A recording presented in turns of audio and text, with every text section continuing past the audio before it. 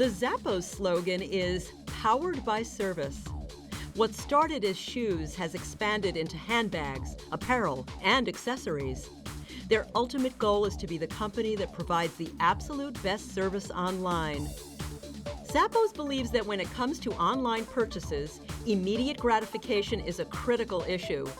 The speed and ease at which a customer receives a purchase plays a critical role in whether or not that customer will shop with you again.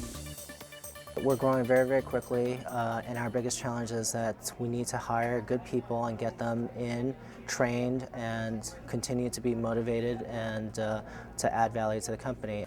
Probably the #1 challenge is just hiring people, finding people that are passionate about customer service, because that's what Zappos is all about. And it's not just for what we call our customer loyalty team, our call center, but for everyone that joins the company. Because if the Zappos brand is going to be about the very best service, then everyone who joins needs to be passionate about customer service.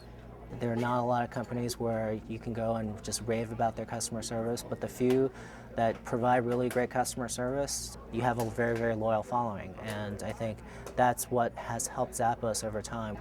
From a business standpoint, that loyal customer base has turned into, on any given day, 75% or more of our sales are to repeat customers that have purchased from us before. So we're not constantly remarketing to customers and trying to acquire new customers. You have to hire people with great attitudes and that want to provide great service. And so we've refined our interview and hiring process a lot over time to make sure that we are getting the right people with the right attitudes. You may be an accountant or you might be our general counsel. It doesn't matter.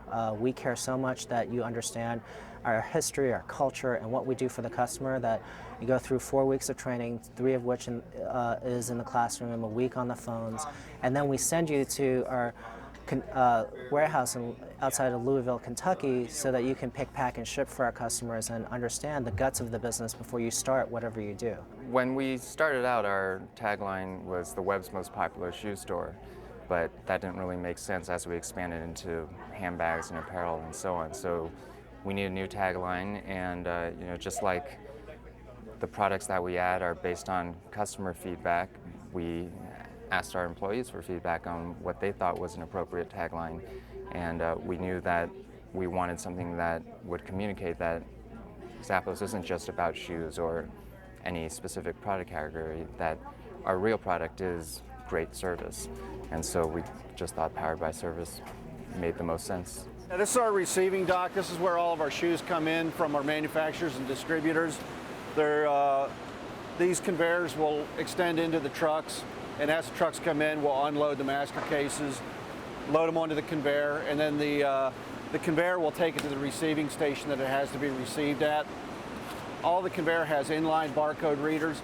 There's barcodes on the sides of the boxes, and as the box goes through the conveyors, it decides where it needs to go and routes it accordingly. Kind of on average, on a typical day, we can get about 20 to 30,000 units or pairs of shoes in any given day, and sometimes as much as 60,000 in one day. After the truck, the items are automatically diverted to each one of these individual receiving stations. We have 20 of them right now. We can run 20 at one time.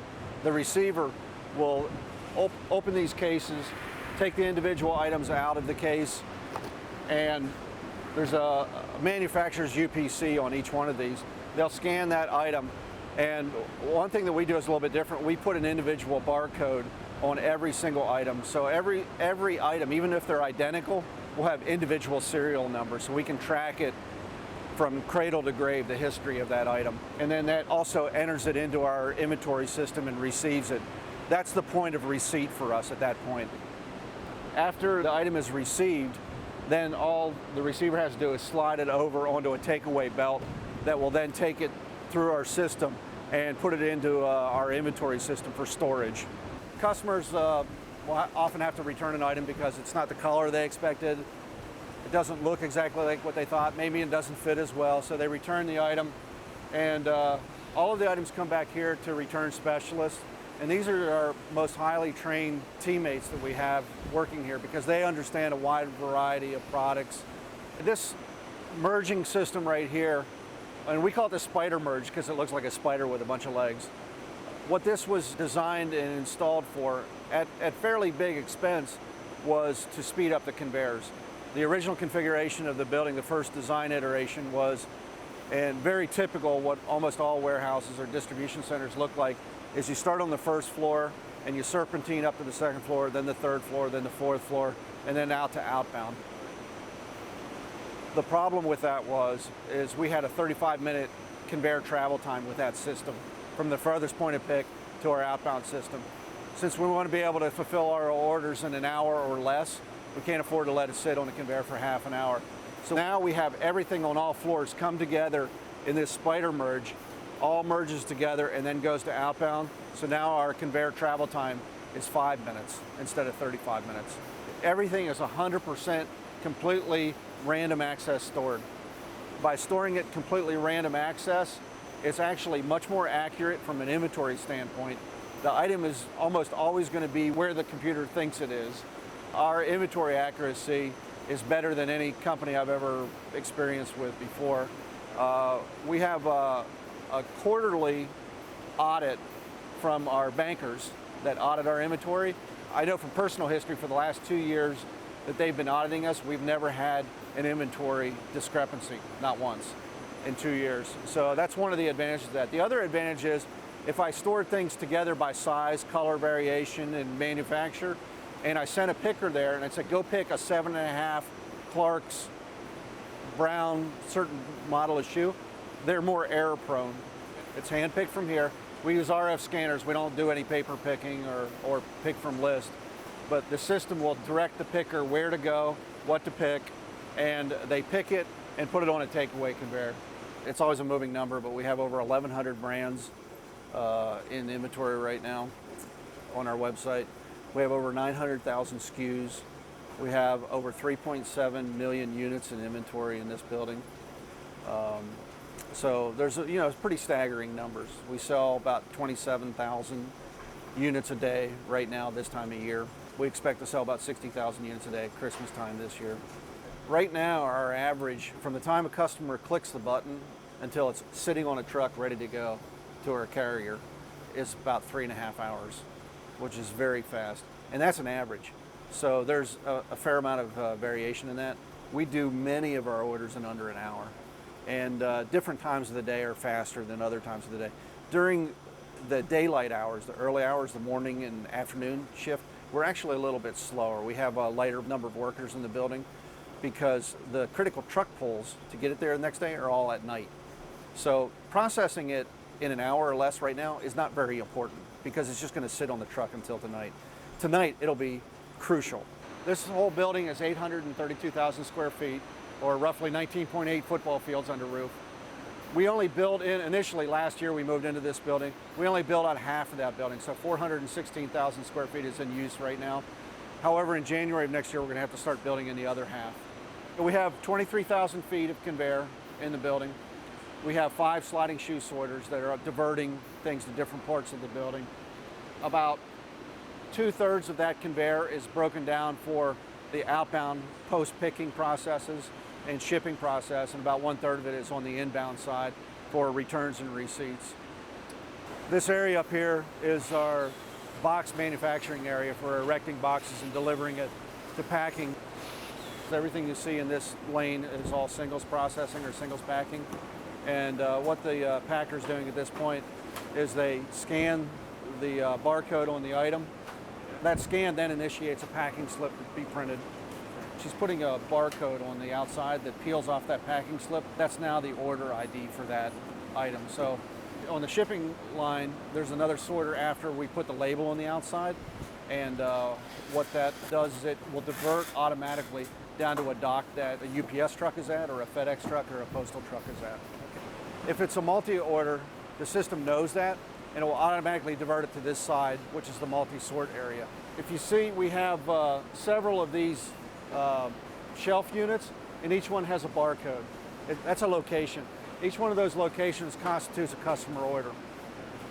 We have several of these divert points, which is for that range of bins.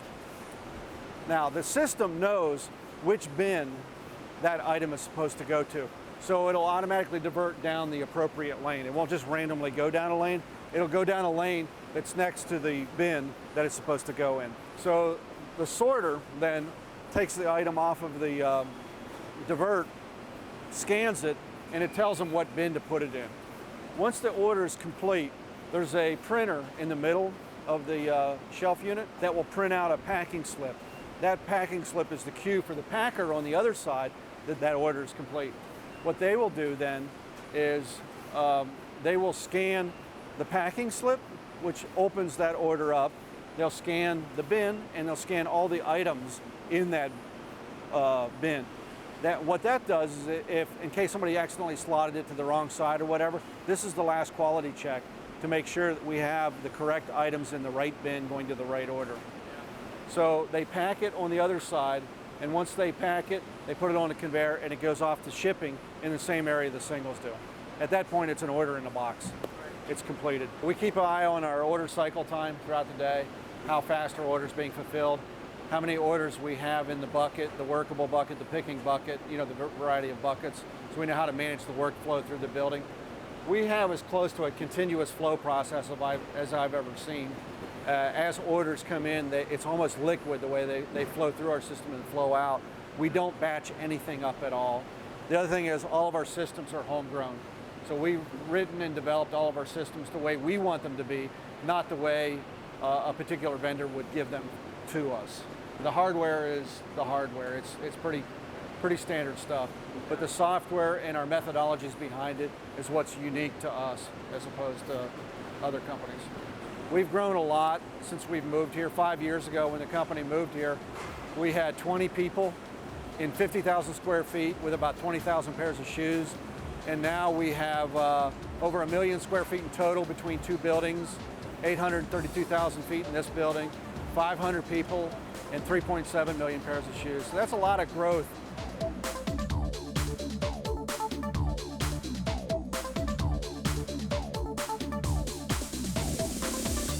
Things like free overnight shipping or paying for free return shipping, running our call center 24/7, running the warehouse 24/7. All of those things are expensive, but then it causes customers to have a great experience and come back again and again. The footwear market is relatively large. We can continue to grow in the footwear market, just staying in the U.S. and just expanding that market. But our customers have asked us, why don't you sell handbags? Why don't you sell accessories? Why don't you sell apparel? And over time, we listen to our customers. Some of them have even, mentioned, will you start an airline because you provide such great service? And it's not in the next 5 or 10-year goal, but maybe one day.